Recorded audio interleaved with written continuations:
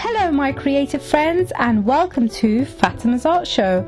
Today I am drawing on glass. I will be using the glass from the frame to create a piece of art that I can place by my window. I carefully remove the frame from the glass and I am ready to start. And today I'm also creating a piece using this Nutella glass which I have cleaned.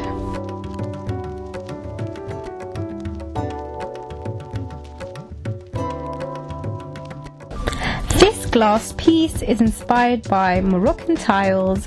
You can just Google an image and print it out and use it as your template.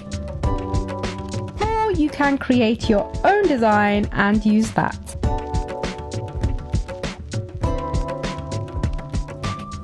I repeat the process until my sheet of glass is completely covered, and then I fill in all the different designs with colourful Artistro pens.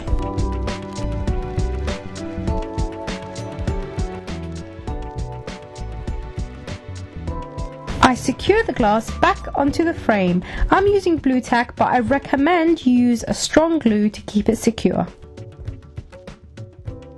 This is the piece by the window and it reminds me of stained glass. I do the same technique on the glass cup, but I go of course from the original design and I love to add my own lines and patterns.